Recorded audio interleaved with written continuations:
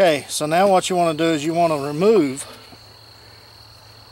this portion here, this little block here, so that you have a flat area to put your blade on. So let's use a knife here.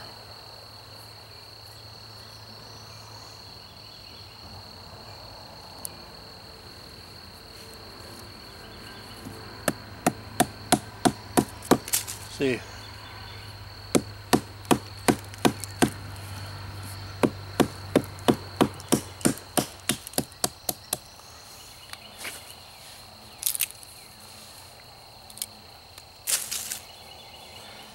See, that's what you have.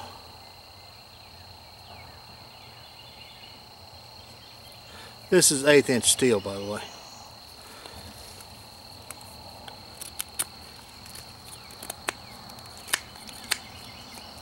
Just kind of clean it up a little bit. I had a sawyer in it, so I hope that's not going to affect us any. Maybe it won't. Move you back up here with me.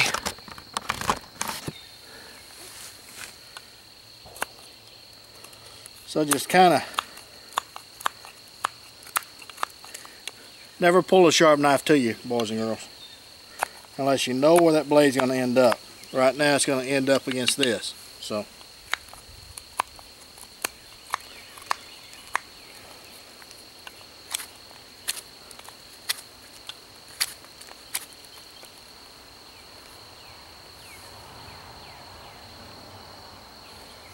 okay, yeah, it's pretty straight.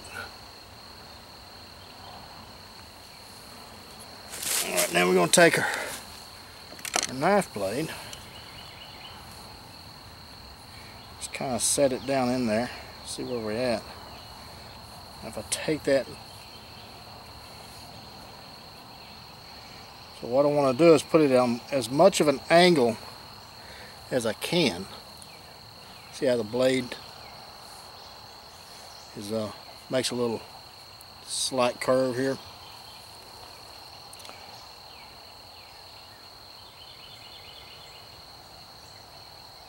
Now just take my knife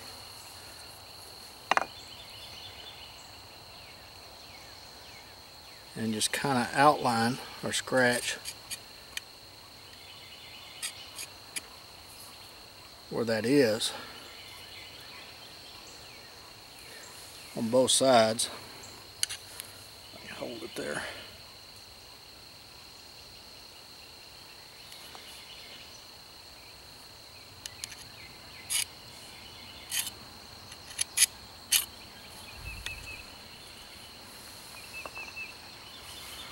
Okay, I don't know if you can see those scratch marks or not, but I've got a scratch mark on either side of where that blade is. What I'm going to do is I'm going to remove this portion in here so that that blade will sit down in there, and I'll also notch out a place for this right here, this portion here, which locks it in to sit down inside, so it sits flat just like that. So when you use it, it will be sitting kind of like this. Okay, can you see that? Alright, so let me get started in removing this.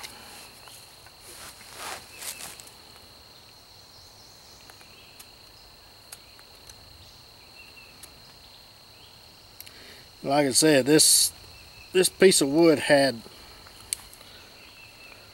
some sawyers in it, so I'm hoping that it's going to be solid enough to do this. So I think it will, but we're going to see.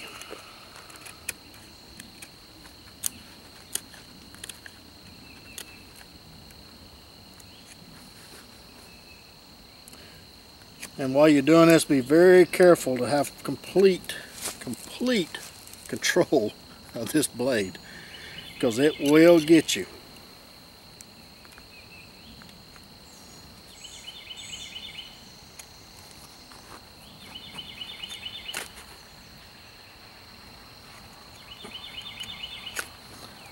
So what I do is I make a deep cut right here on one side, and I just take the knife tip and just go in there and just dig it out.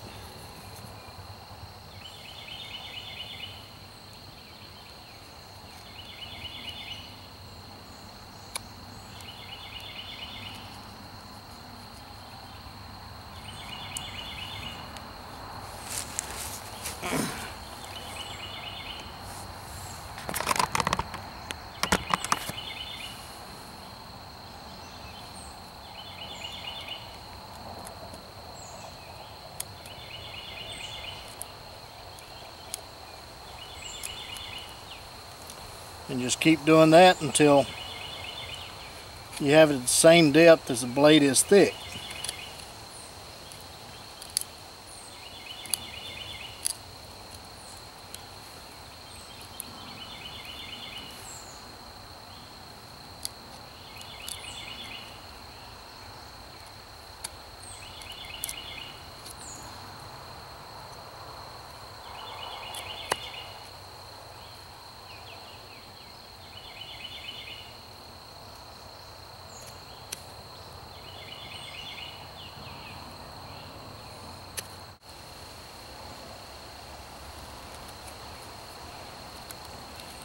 It's a slow process, but you have to take it slow or you break out too much and have to start all over again.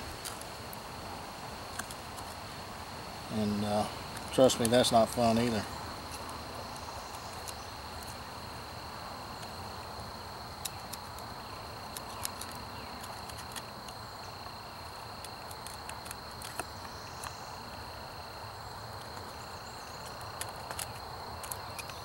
And you're always mindful of where that blade's going to go. If it was to slip out of this wood, where is this portion going to end up? You don't want it to end up in you. so you want it to end up in something like this, or the ground, or something beside you.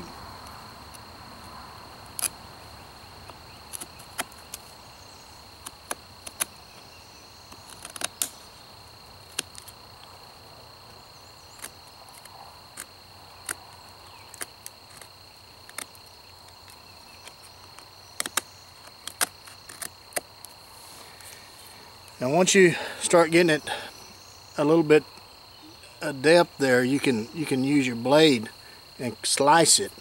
I don't know if you can see this or not, but you can slice it so you have a stop there. Just don't put too much pressure on it or you'll break this little portion out that you want to keep.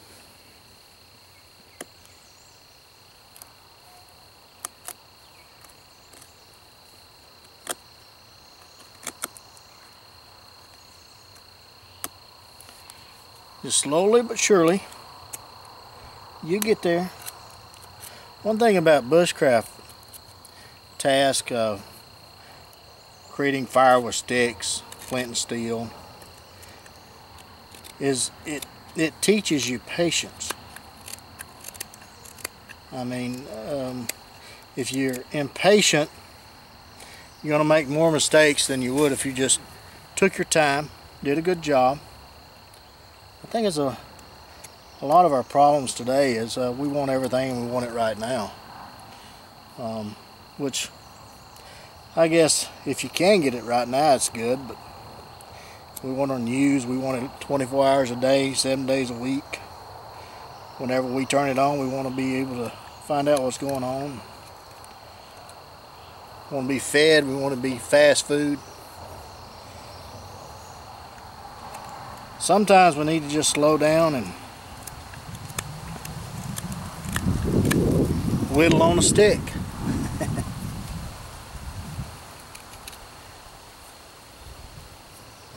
Be mindful of the trees around us, the grass, the beauty that's in our world.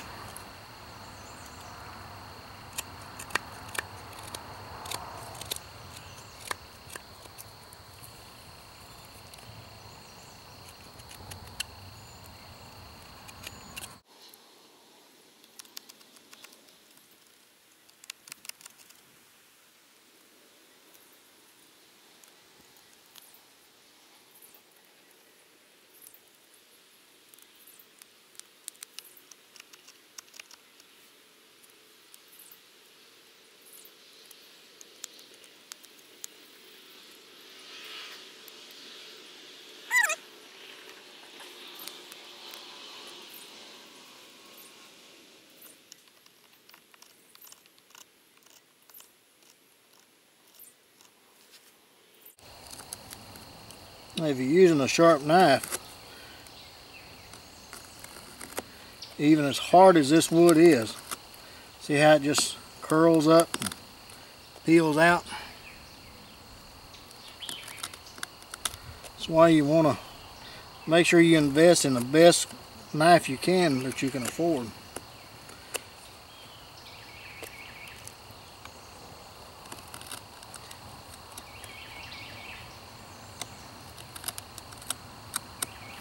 Because having the right tools is the key to anything you do.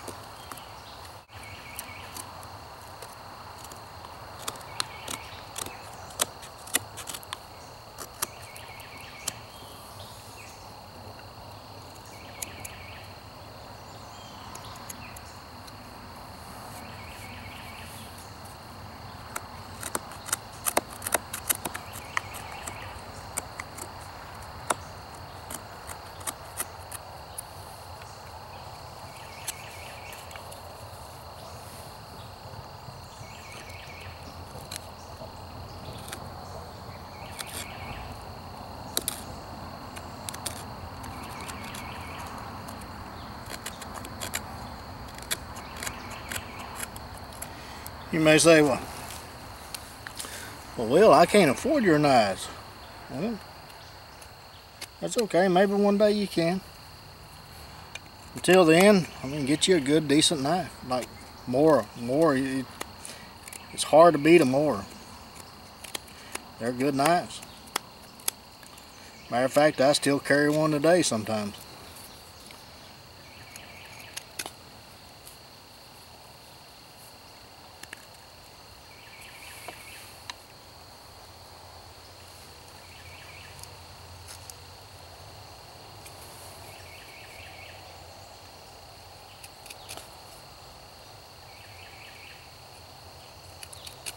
The main thing is just get out there and do it. That's the main thing. I mean, watching videos, that's how I learned a lot of things. What I do is on videos, YouTube. Watching Ray Mears. I mean, that guy is just phenomenal. I wish I knew half what he does, or what he does.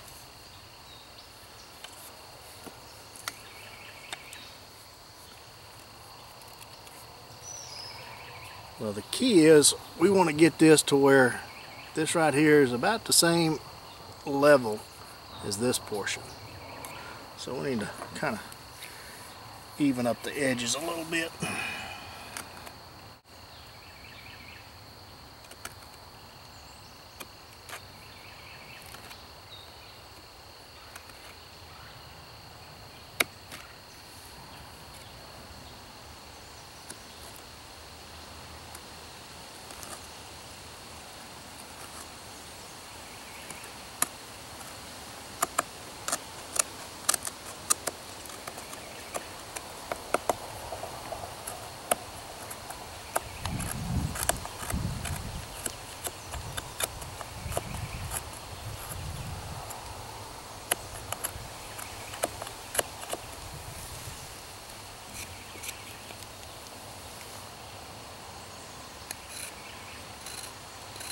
Trying to hold this to the camera to where you can see what I'm doing.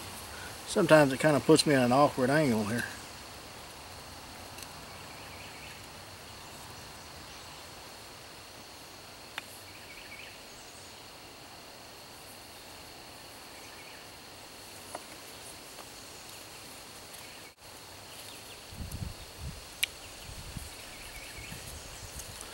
I don't know if you can see that or not, but that is about perfect. Just about perfect. So now what I need to do is I need to notch for this portion here, because the blade actually is going to sit like this. Okay. So let me kind of get my mark here.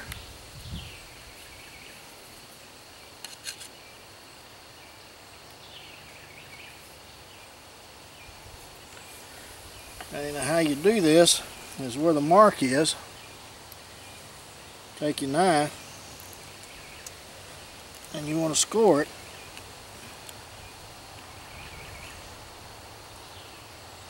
Always being mindful where that blade's going to end up if you were to slip.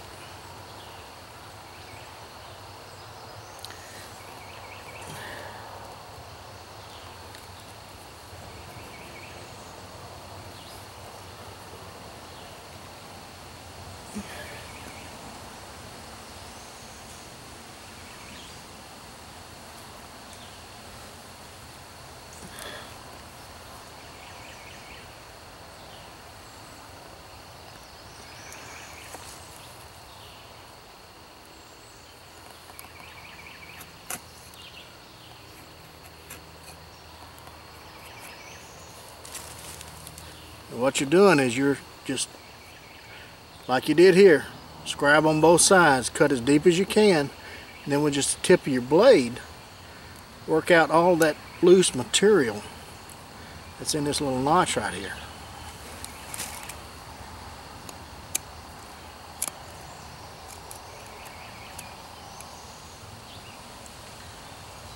If it feels tight, don't force it. Just constantly work the tip of that blade in that groove, and eventually you'll have a little notch.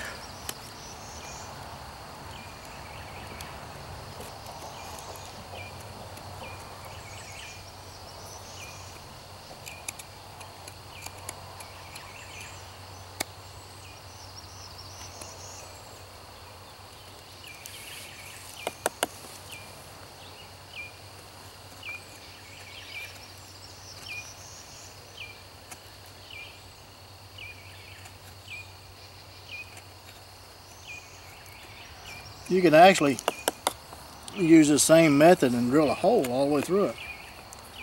If you watched any of Ray Mears's videos, you've seen him, it really doesn't show it, you have to pay real close attention. But it shows him putting an eye in a needle to sew up, mosquito, to sew up a buffalo hide on a bull boat that he made, and this is the method he used. You keep working it, eventually you have one deep enough that you need. I don't know if you can see it or not, but I might change the batteries out here in just a second. But that's where we're at right now. Let me pause it and change the battery, and we'll get right back with you.